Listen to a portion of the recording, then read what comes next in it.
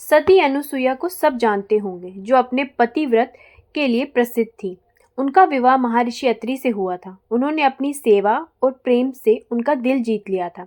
अपने पति के प्रति उनकी भक्ति का ताप इतना अधिक था कि उसके कारण आकाश मार्ग से भ्रमण करने वाले देवताओं को भी उनके प्रताप का अनुभव होता था। एक दिन देव ऋषि नारद जी, विष्णु जी, शिव जी और ब्रह्मा जी की अनुपस्थिति में एक एक करके विष्णु लोक, शिवलोक और ब्रह्मा लोक पहुंचे। वहां जाकर उन्होंने लक्ष्मी जी, पार्वती जी और सावित्री जी के सामने अनुसुईया की पति भक्ति की प्रशंसा की और कहा कि संपूर्ण सृष्टि में उससे बड़ी पति भक्ति कहीं नहीं है। नारद जी की बात सुनकर तीनों देवियां सोचने लगी कि अनुसुईया के पतिव्रत धर्म में ऐसा क्या है, उसकी चर्चा स्वर्ग तक हो रही है। तीनों देवियां अनुसुईया से ईर्ष्या करने लगी। नारद जी के वहां से चले जाने के बाद सावित्री जी, लक्ष्मी जी और पार्वती जी एक स्थान पर एकत्रित हुई और अनुसुईया के पतिव्रत को तोड़ने के बारे में सोचने लगी। उन्होंने निर्णय लिया कि वे अपने पतियों को वहां बेचकर अनुसुईया का पतिव्रत धर्म तोड़ देंगी। जब ब्रह्मा, विष्णु और शिव अपने अपने स्थान पर पहुंचे तो तीनों देवियों ने अनुसुईया के पतिव्रत तोड़ने की जिद की।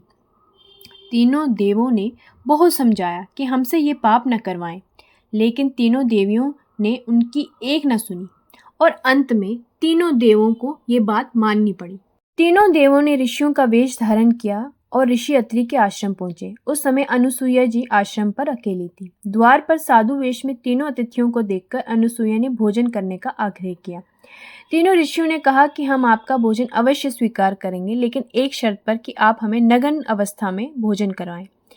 ऋषियों के शाप तथा आतिथ्य से वंचित होने के पाप के भय से अनुसुईया ने भगवान से प्रार्थना की, हे भगवान, आप इन तीनों को 6-6 माह के आयु के शिशु बना दीजिए, जिससे मेरी पतिव्रत व्रत खंडित ना हो तथा साधुओं को भोजन मिल जाए और मुझे अतिथि सेवा ना करने का पाप न लगे।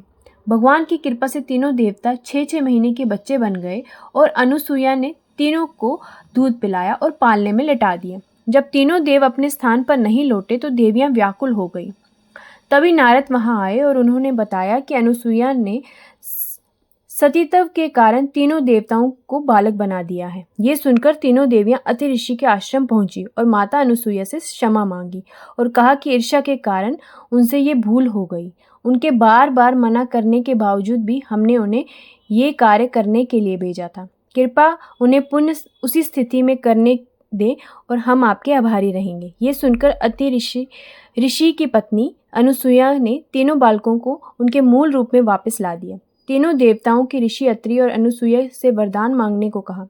तब अनुसुईया ने यह कहा कि आप तीनों की संतान और पुत्र के रूप में हमारे घर आए, क्योंकि उनके पास कोई संतान नहीं थी।